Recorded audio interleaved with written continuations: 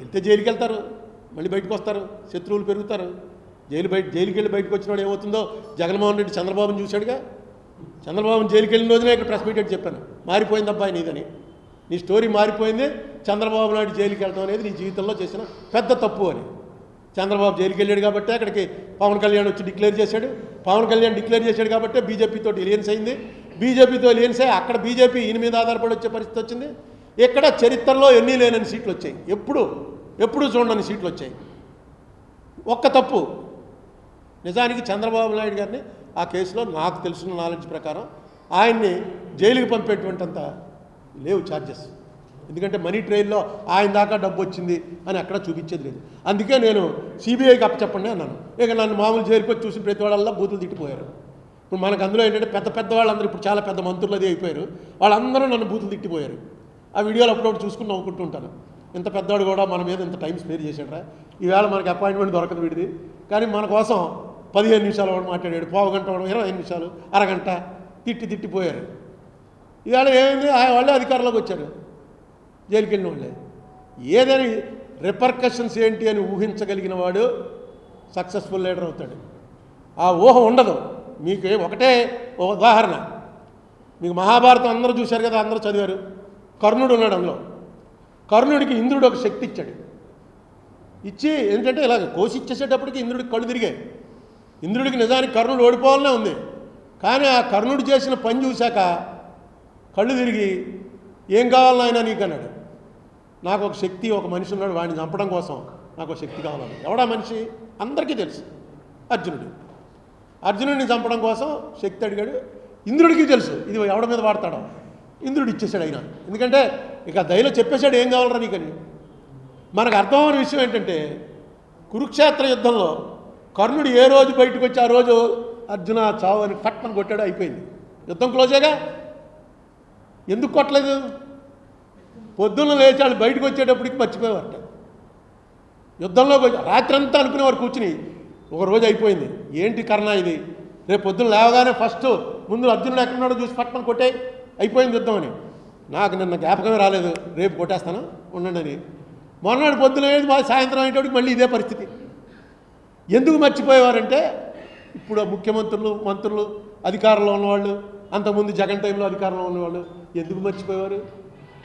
కాలమహిమ, మనం మళ్ళీ సెకండ్ అయిపోతాం, మనం మళ్ళీ అపోజిషన్లోకి వెళ్ళిపోతాం, వాళ్ళు రూలింగ్కి వస్తారు, ఇదంతా జరుగుతూ వచ్చింది, వాళ్ళు రూలింగ్కి వస్తారు, ఇదంతా జరుగుతూ వచ్చింది అనేది ప్రతి ఒక్కడికి తెలుసు.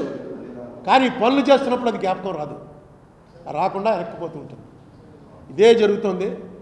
నేను మొత్తం అందరు రాజకీయాల్లోకి వచ్చే వాళ్ళందరినీ ఒకటే కోరుతాను, మహాభారతం చదవండి. మొత్తం ఇప్పుడు రాజకీయం అంతా అప్పుడు ఉంది. నేను కూడా చదవాలా, నేను కూడా వీళ్ళు పాండవులు కౌరవులు కురుక్షేత్రం క్లోజ్ అయిపోవడంతో అయిపోయింది అనుకుంటాం. తర్వాతే ఉంది అసలు కథ అంతా.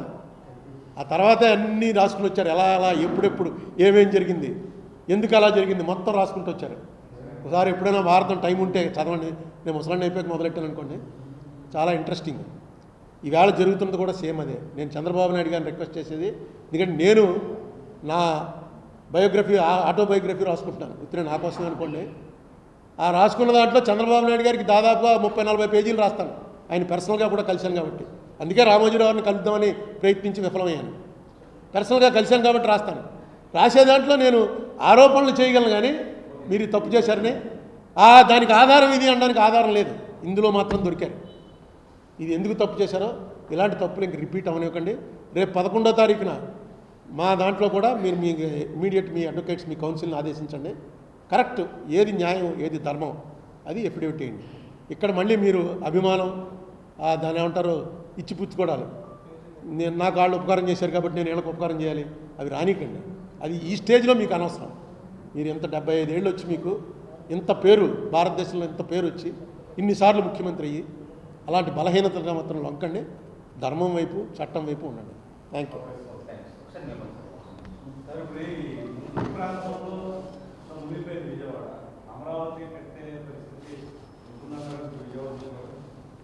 ఇవన్నీ మామూలేనండి. అమరావతి గురించి నేను అనేక సార్లు మాట్లాడాను. సో వాళ్ళు అక్కడ నిర్ణయం తీసుకున్నారు, కడతారు, దానికి ఏం కావాలో అది చేస్తారు.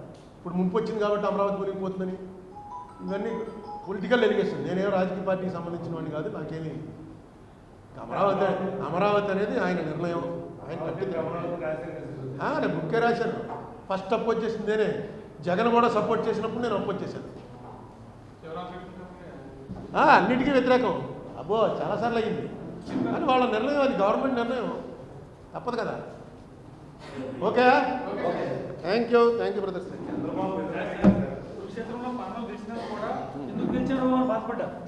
మామూలుగా 100 పేజీలు మాట్లాడతారు.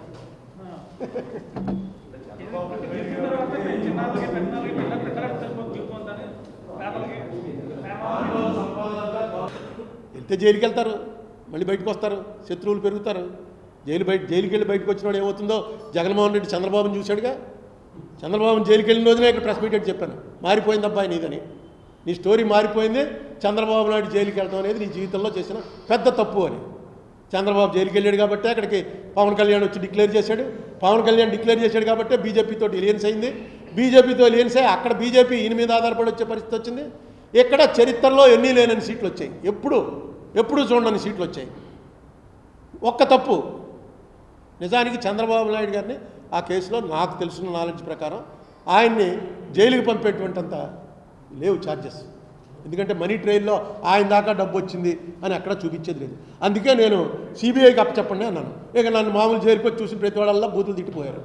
ఇప్పుడు మనకు అందులో ఏంటంటే పెద్ద వాళ్ళందరూ ఇప్పుడు చాలా పెద్ద మంత్రులు అది అయిపోయారు. వాళ్ళందరూ నన్ను బూతులు తిట్టిపోయారు. ఆ వీడియోలు అప్పుడప్పుడు చూసుకుని నవ్వుకుంటూ ఉంటాను. ఇంత పెద్దవాడు కూడా మన మీద ఇంత టైం స్పేర్ చేశాడరా. ఈవేళ మనకి అపాయింట్మెంట్ దొరకదు వీడిది, కానీ మన కోసం 15 నిమిషాలు వాడు మాట్లాడాడు, పావు గంట వాడు 25 నిమిషాలు, అరగంట తిట్టిపోయారు. ఈవేళ ఏమైంది, వాళ్ళే అధికారంలోకి వచ్చారు, జైలుకి వెళ్ళిన వాళ్ళే. ఏదని రిపర్కషన్స్ ఏంటి అని ఊహించగలిగిన వాడు సక్సెస్ఫుల్ లీడర్ అవుతాడు. ఆ ఊహ ఉండదు.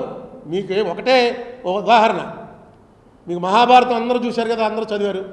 కర్ణుడు ఉన్నాడు అందులో. కర్ణుడికి ఇంద్రుడు ఒక శక్తి ఇచ్చాడు. ఇచ్చి ఏంటంటే ఇలాగ కోసి ఇచ్చేసేటప్పటికి ఇంద్రుడికి కళ్ళు తిరిగాయి. ఇంద్రుడికి నిజానికి కర్ణుడు ఓడిపోవాలనే ఉంది, కానీ ఆ కర్ణుడు చేసిన పని చూశాక కళ్ళు తిరిగి ఏం కావాలని ఆయన నీకు అన్నాడు. నాకు ఒక శక్తి, ఒక మనిషి ఉన్నాడు, వాడిని చంపడం కోసం నాకు ఒక శక్తి కావాలని. ఎవడా మనిషి అందరికీ తెలుసు,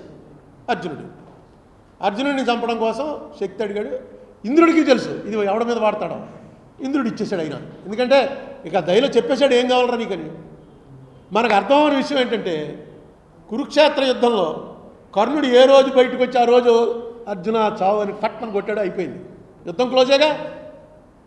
ఎందుకు కొట్టలేదు?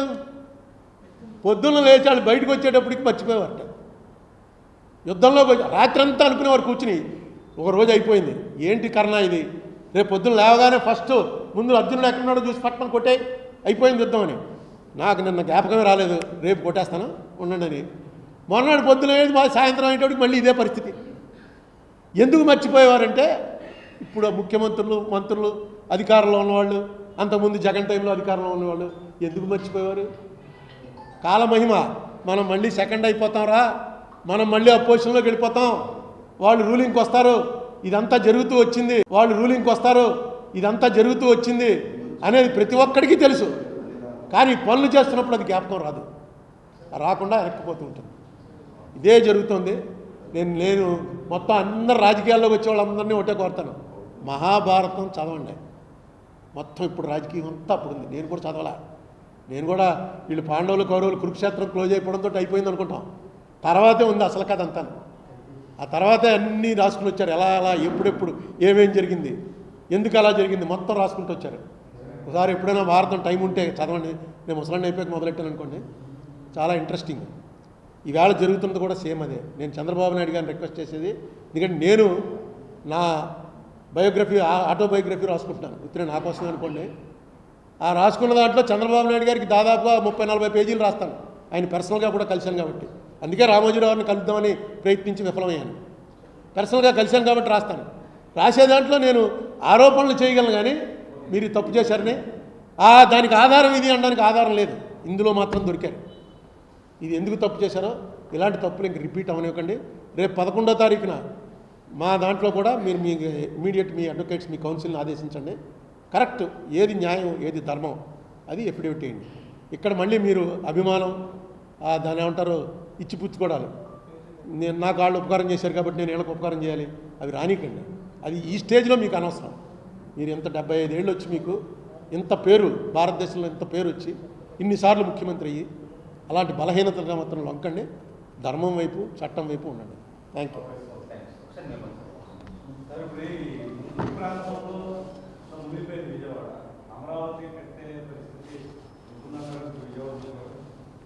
ఇవన్నీ మామూలేనండి. అమరావతి గురించి నేను అనేక సార్లు మాట్లాడాను. సో వాళ్ళు అక్కడ నిర్ణయం తీసుకున్నారు, కడతారు, దానికి ఏం కావాలో అది చేస్తారు. ఇప్పుడు ముంపు వచ్చింది కాబట్టి అమరావతి మునిగిపోతుందని ఇవన్నీ పొలిటికల్ ఎలిగేషన్. నేనేం రాజకీయ పార్టీకి సంబంధించిన వాడిని కాదు, నాకేమి. అమరావతి అనేది ఆయన నిర్ణయం, ఆయన నేను బుక్కే రాశాను. ఫస్ట్ అపోజ్ చేసింది నేనే. జగన్ కూడా సపోర్ట్ చేసినప్పుడు నేను అపోజ్ చేశాను. అన్నిటికీ వ్యతిరేకం. అబ్బో చాలాసార్లు అయ్యింది, కానీ వాళ్ళ నిర్ణయం, అది గవర్నమెంట్ నిర్ణయం, తప్పదు కదా. Okay, thank you brothers.